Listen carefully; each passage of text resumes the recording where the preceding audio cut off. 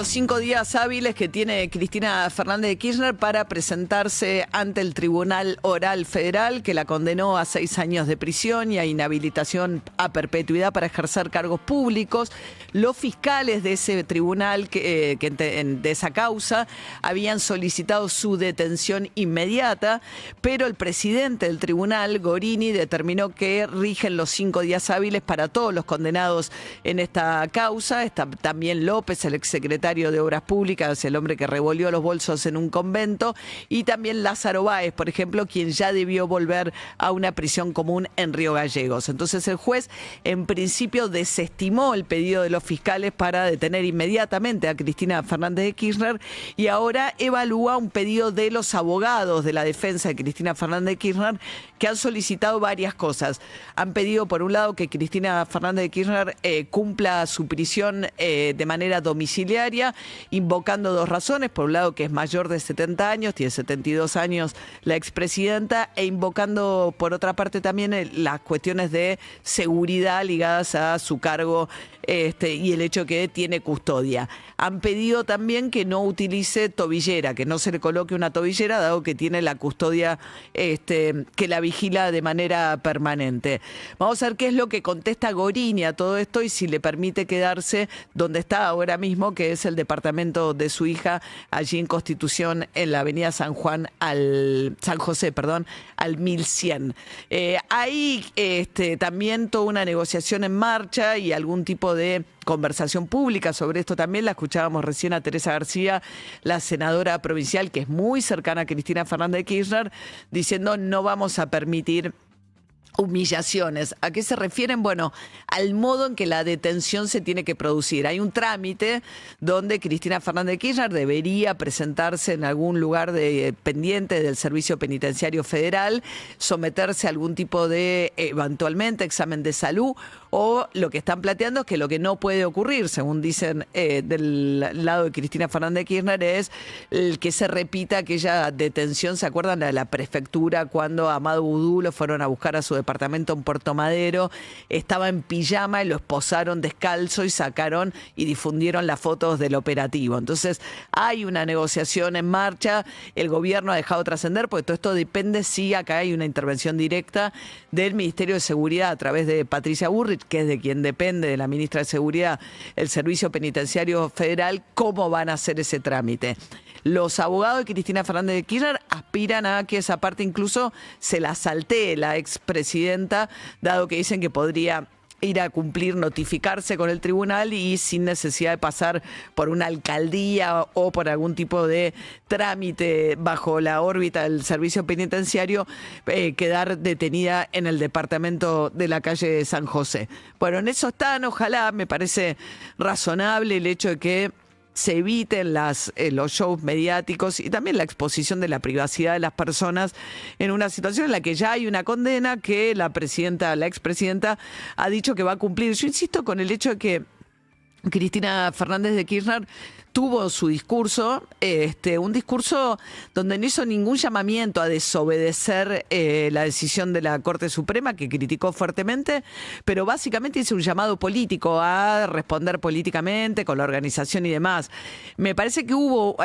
bastante prudencia en alguien que en otras ocasiones ha tenido discursos bastante incendiarios. Esta vez, cuando cayó la condena de la justicia, hizo un discurso del todo razonable en términos de, obviamente, ella cree que la persiguen y demás, está en desacuerdo con la Corte, pero lo que quiero decir, del todo razonable en cuanto a cómo aceptar las consecuencias de eso, ¿no? Con una respuesta que sea política. Dijo: organicémonos, sentemos con los que más sufren y demás. Después hubo un episodio, sí, altamente repudiable, que fue el ingreso de unos personajes violentos a lo que es Artear, que es la sede de Canal 13 y TN, allí en Constitución, muy cerquita de donde está Cristina Fernández de Kirchner. Por esta razón fueron detenidos, además, ya dirigentes ligados a la cámpora, que son además, según trasciende por sus identidades y por quienes dicen que son, personas que han ocupado altos cargos, incluso la presidencia del Consejo Deliberante de Almirante Brown y algún cargo de relevancia también en el Ministerio del Interior a cargo de Guado de Pedro durante la presidencia de Alberto Fernández.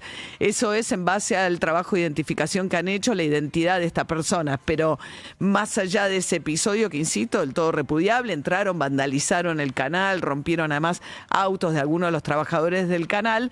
El comportamiento de Cristina Fernández de Kirchner desde que se conoció la sentencia ha sido de cierta resignación a ese fallo de la Corte. Ahora hay toda una discusión dentro del propio peronismo respecto de si van a aceptar o no la ley de partidos políticos, que la ley de partidos políticos lo que dice es que Cristina Fernández de Kirchner, dado que está inhabilitada para ejercer cargos públicos, no cumpliría con los requisitos para presidir el PJ. Por lo que charlamos recién con Teresa García, parece que esa parte la van a desoír y la van a mantener como presidenta del PJ. Ahí debería intervenir la Cámara Nacional Electoral, en todo caso, para intimar al Partido Justicialista si es que entienden que tiene que desplazar a Cristina Fernández de Kirchner para que haga tal cosa. También hay que ver qué pasa con el tema de la pensión y la jubilación de Cristina Fernández de Kirchner. Durante mucho tiempo se discutió si podía cobrar doble por ella. Son jubilaciones de más de, no sé cuánto estará ahora, pero eran como 7 millones de pesos por lo menos. Me parece que es más. Ahora después lo vamos a buscar, pero ella cobraba por Néstor Kirchner más su propia pensión. Durante los gobiernos peronistas le concedían la doble jubilación, después durante el gobierno de Macri dijeron que no, que tenía que optar por una de las dos. Bueno, ahora van a seguramente volver a discutir si alguien condenado por delitos de corrupción puede o no continuar cobrando la jubilación de privilegio. Hay además dentro de la sentencia una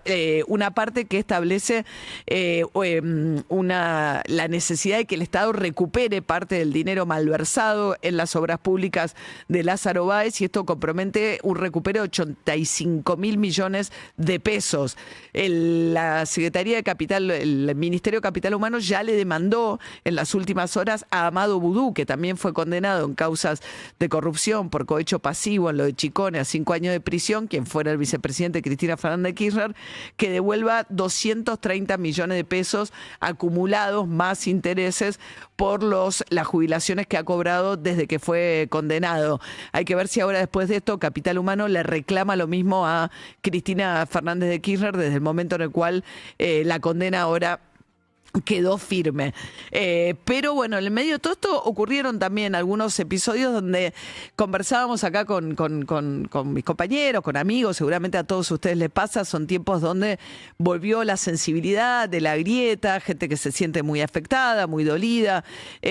por el fallo contra Cristina Fernández de Kirchner, gente que está feliz creyendo que finalmente se terminó la impunidad en la Argentina, y el choque de esas miradas, bueno, hace que vuelva la grieta y la discusión mucho más encendida. En un momento en el cual lo que tiene que hacer el gobierno y sobre todo los dirigentes de relevancia es, bueno, apostar a un discurso de moderación, de tranquilidad, de aceptación, que insisto, me parece que si hay algo para rescatar de todo esto de Cristina Fernández de Kirchner con relación a este proceso es que lo ha hecho ella. Incluso ayer salió Lilita Carrió, que fue una de las promotoras de las investigaciones en contra de Cristina Fernández de Kirchner, a criticar el accionar de, bueno, hay una cantidad de comunicadores asusando, pidiendo, jactándose, por ejemplo, cómo murió Videla, lo escuchamos hace un ratito a Eduardo Feynman, que murió cagando en un baño, si murió en condiciones inapropiadas, incluso Videla, un genocida condenado por delitos de lesa humanidad, que son delitos realmente de otra entidad y así se los considera, tiene un estatus especial y por eso son delitos además que no prescriben, pero aún aquellos condenados por delitos de lesa humanidad, creo que el Estado tiene que cumplir, por supuesto, con las garantías mínimas de darle condiciones dignas a sus presos, a todos. Pero la idea de jactarse que porque en esas condiciones murió Videla debería tener Cristina Fernández de Kirchner, me parece que por un lado omite la diferencia de lo que es un delito de lesa humanidad respecto de otro tipo de delitos que no hay que perder de vista, porque había quienes empezaron a decir también que si los condenados por delito de lesa humanidad no tenían prisión domiciliaria, ¿por qué tendría que tenerla Cristina Fernández de Kirchner? Pero adicionalmente también me parece que algo del llamado a que no sea que todo esto se tramite sin violencia, ¿no? Ayer José Luis Espert fue, en realidad no sé si fue ayer, pero trascendió ayer,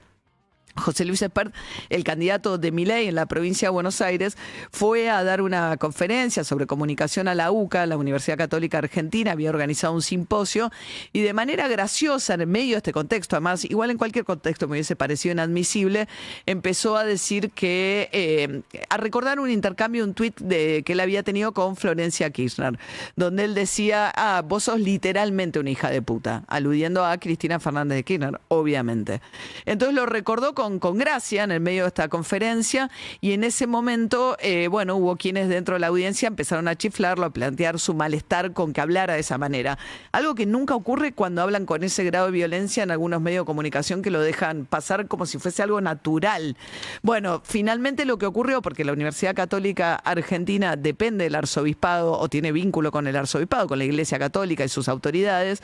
sacó un comunicado donde dice: la Universidad Católica Argentina repudia las expresiones agraviantes realizadas por el diputado nacional José Luis Espert, quien expuso en un panel con pluralidad de participantes. De hecho, estaba Uñaco, un senador peronista. Y en ese contexto le recuerdan las palabras de José Ignacio García Cuerva. Dice: venimos a pedir que nuestra Argentina se cure, dice, experimentamos que se está muriendo la fraternidad, se está muriendo la tolerancia, se está muriendo el respeto. Y si se mueren esos valores, se muere un poco el futuro, se mueren las esperanzas de forjar una Argentina unida, decía el arzobispo García Cuerva. Con lo cual, en este contexto además tan particular, es el propio gobierno, a través de figuras muy relevantes dentro del esquema de gobierno, como es José Luis Espert, quien sale a meter más nafta al fuego.